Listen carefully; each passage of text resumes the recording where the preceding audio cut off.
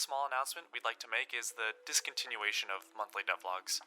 We'll definitely try to keep up with posting frequently, but game dev takes a lot of time, and we'd prefer to show off things when they're at a more complete stage, rather than a half-baked product that would just disappoint. Oh my god, bro. Oh, hell no, man. What the fuck, man? Get your ass on, bro. So, it's been a while. We've been working on some stuff. Making a game is a long and complex process. Over the last year and a half of development, Everbloom has grown to have over 35,000 lines of code and hundreds of sprite assets. This doesn't include any of the data files, scenes, packages, prefabs, dialogue lines, shader code, concept art, or drafts. With a project this complicated, it's easy to encounter numerous pitfalls throughout development and lose months of work trying to crawl back out. This episode of the Everbloom devlog is going to focus on those traps and how we overcame them. One of the biggest mistakes made early on was creating art before functionality. In the beginning, it was actually the artists that largely led the development of the game. They created enemies, so we coded the enemies. Then they made attack animations, so we made the player attack. Level assets weren't a priority, so we didn't work on levels. Don't do this. Functionality should always be first. Always. Before changing to a functionality-first approach, our artist would draw some dope art or animations, and these animations would be added to the game, only for us to realize they weren't exactly what we were going for. Look at these attack animations, for instance. These are very early drafts of the player and their attacks. The animations themselves are actually really good, and not an issue on their own, but they don't fit the vision we had at the time. This would become a reoccurring theme where we made high-quality work that took a lot of time, only to have it thrown out a month or a week later.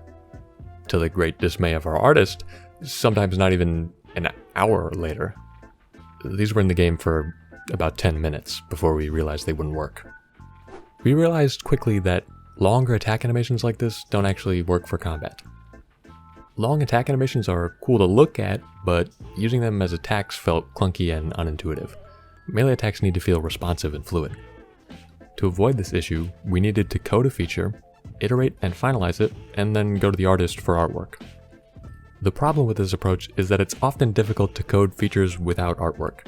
The gameplay for the player character or enemies is highly dependent on the animations. Looking at other games in the same genre, you'll see dozens of visual effects just for a single attack. These visual effects give combat that punchy and satisfying feel that we all crave. To avoid this, you only have two solutions: developer art or store-bought assets. Looking at Everbloom, it's not too hard to tell what route we've been taking.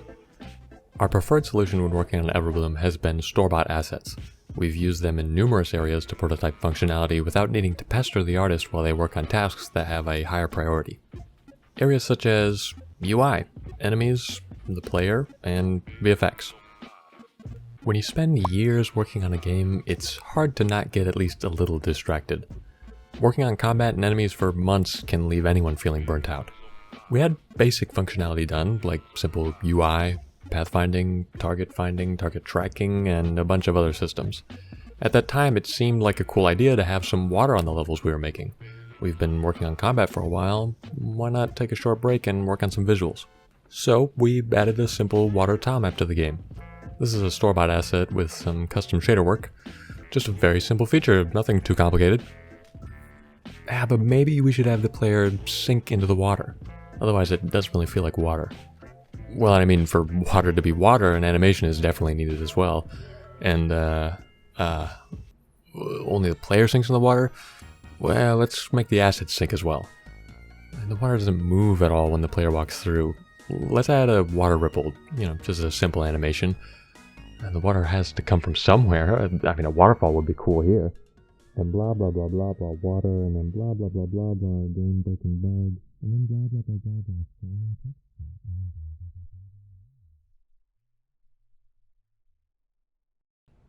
What just happened? This is how random features end up being worked on for way too long.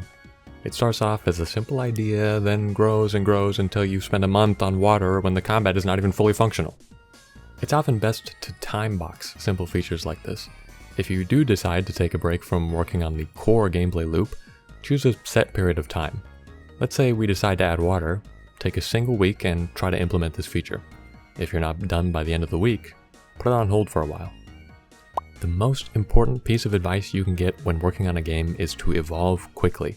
If something is not working, change it or throw it away. The UI for Everbloom, for instance, is on iteration 4, maybe 5 at this point. We made each of these iterations as light as possible, and they often had bugs that we never fixed. Each iteration has improved different portions of its design. We learned that we were wasting time on unneeded features, but still continued to get distracted pretty often. Complex fence placement algorithm, breakable pots and money, shop interactability, dash damage, health potion, placeable bed, custom pathfinding. The lad deserves to enjoy his final hours. Most of this work was done before combat was even worked on, a core feature of the game. I think I've made my point, at least. One of the big reasons we worked on so many different features was because we had no idea what the game was. Each of the developers had different ideas, expectations, and goals for the game. This failure to come to a consensus was a massive sticking point every meeting. Instead of properly planning for each week, we would argue about different features in the far future and work on whatever we thought was best. The fix here is to decide at a very high level what the game is and choose the direction to move. You don't need to define every detail of the game, just what the plan is for the next month of work. It's far easier to get all developers on the same page for the broader picture and the smaller short-term work. Another issue that we ran into every meeting was deciding too much. Seems odd given our last suggestion was to decide what the game was, but the devil's in the details. If you broke down a regular meeting for the game during early development, you'd see something like this. 5 minutes spent chatting about what we worked on. 15 minutes spent arguing about the game and what we wanted to do. 25 minutes spent arguing about what we were going to work on months into the future. And 5 more minutes spent chatting about what we plan to work on. Only decide what you'll work on for the next month. Everything else doesn't matter. Given how important iteration is to game development, planning far in the future is often useless. Features are built off of each other. Planning a crafting system without determining how crafting materials are obtained is difficult, to say the least. One of the most annoying parts of our development has been Unity, but that's better left for its own video. Subscribe. We've neglected you, the audience, pretty bad this year. This video is the first step in our plan to fix that. We were going to originally make one big video showing off every single feature we've developed. That script ended up being 14 pages long and would have easily been a 25+ minute long video. We then made a second draft, and a third, and a fourth. This is our 5th iteration of the script. Our original intention was to show things off when they're ready. This, however, was a mistake. Things will never be ready. There are always going to be changes and things that we can further polish. Instead, we're going to be releasing a bunch of different kinds of short-form content. These are going to be specialized videos that go over smaller parts of the game. We don't want to spoil anything, so stick around if you'd like to see what we have in store. Unfortunately, there were a lot of things that didn't get shown. There were simply too many features that didn't fit nicely into a script format, which is a problem none of us expected to have. Moving forward, we feel like we have a much firmer idea on what proper project management looks like, and we hope to demonstrate that with shorter form videos that get uploaded much more frequently. Thank you all so much for sticking around, and we'll be back soon.